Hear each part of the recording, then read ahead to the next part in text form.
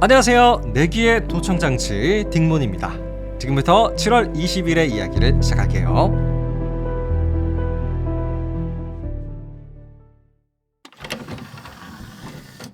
자, 오늘 이야기의 주제는 미국인데요. 역사상 최초로 미국 대통령을 하다가 스스로 그만둔 사람의 이야기예요. 저는 그렇게 생각을 해요. 미국 대통령이라는 자리는 조금 욕심을 부려서라도 계속 해야 된다고 생각을 하는데요. 오늘의 주인공 닉슨 대통령은 본인 스스로 나 이제 미국 대통령 그만두겠습니다. 이렇게 선언한 사람이에요. 과연 이분한테는 어떤 일이 있었길래 그 좋은 대통령 자리를 다 늘어놨을까요? 결론부터 말씀드릴까요? 내기에 도청장치가 있다. 네, 도청 사건 때문이었어요. 어떻게 된 일인지 저와 함께 알아가 보시죠. 자, 모든 이야기의 시작은 굉장히 잘생긴 미남 대통령이죠. 미국의 케네디 대통령부터 시작을 해야 돼요. 케네디는 44살의 대통령이 되면서 역대 최연소 미국 대통령이거든요. 지금도 약간 미국 대통령 하면 좀 상징적인 이미지로 떠오르는 사람이 바로 케네디예요. 자, 그런데 1963년에 케네디는 저격을 당해서 갑작스럽게 사망을 하세요. 정말 이때 미국이 난리가 났었다고 해요. 최강대국이라고 여겨지던 미국의 지도자가 한순간에 사라진 거잖아요. 그래서 누군가는 미국을 한번 좀 침공해볼까? 이런 생각도 해볼 수 있었을 것 같아요. 근데 정말 다행히도 미국의 위기를 좀 잘 넘어가게 한 장본인이 있어요. 부통령 린든 존슨이었죠.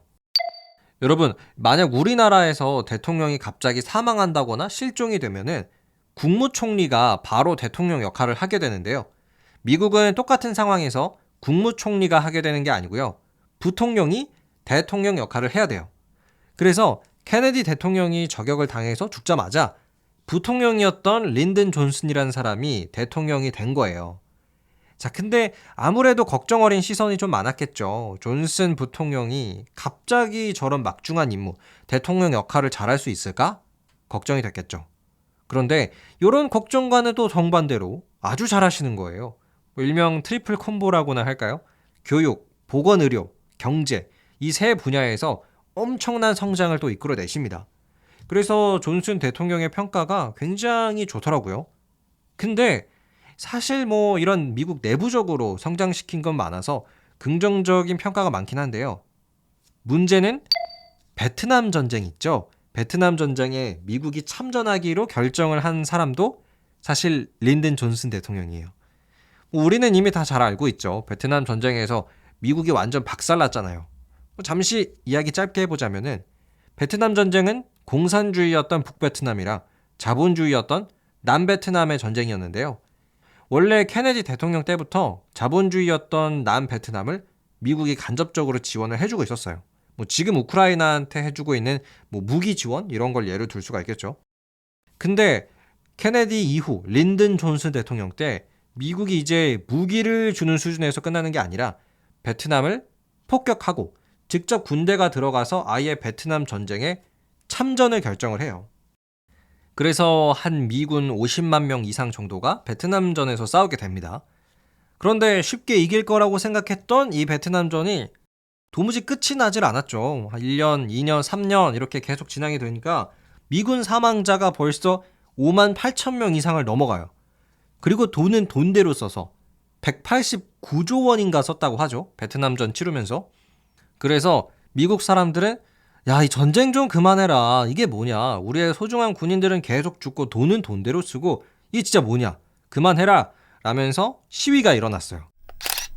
그래가지고 린든 존슨 대통령이 그 책임을 져야 되잖아요.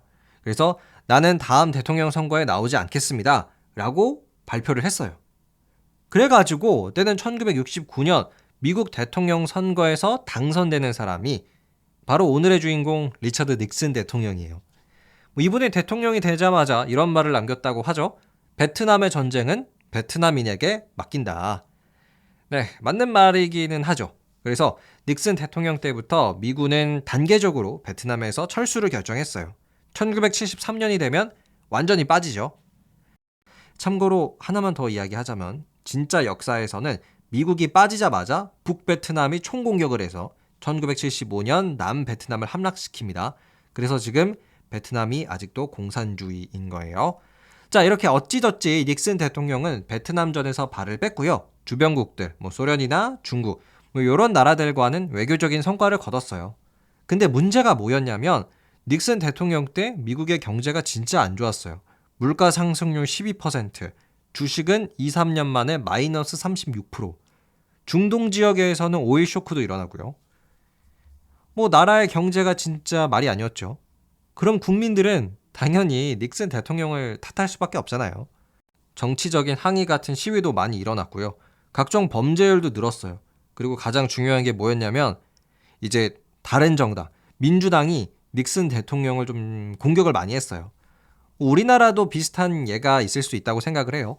민주당이 국민의힘 출신 대통령을 공격할 때가 있고 국민의힘 당이 민주당 출신의 대통령을 공격할 때가 있는 것처럼 당시 미국에서는 민주당 의원들이 공화당 출신이던 닉슨 대통령을 막 공격을 했어요. 너 때문에 나라가 망하게 생겼다. 경제 어떡할 거냐. 이렇게 한 거예요. 그래서 닉슨 대통령은 좀 민주당의 약점, 어떻게 보면 건수를 좀 잡아야겠다 라고 판단을 했던 것 같아요. 그래가지고 당시 미국의 민주당 사무실이 워터게이트 빌딩이라는 곳에 있었대요. 근데 그곳에 한 5명 정도를 몰래 보내서 민주당 사무실에 도청 장치를 설치하려고 한 거죠.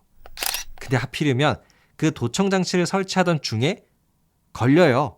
한 경비원이 신고를 했던 거예요. 그래서 처음에는 이 체포된 사람들이 우리 그냥 절도죄다, 절도죄. 단순한 절도를 하기 위해서 들어갔다. 막 이렇게 모르쇠로 나갔어요. 근데 계속 수사를 하다 보니까 이상한 게 한둘이 아닌 거예요. 예를 들어 이 붙잡힌 범죄자들 변호한답시고 우리나라로 예를 들면 김앤장급의 변호사가 붙어버린 거예요. 이상하잖아요. 누가 절도죄 이런 대형 변호사를 씁니까? 그래서 이때부터 워터게이트 사건, 음모론이 막 퍼지기 시작합니다.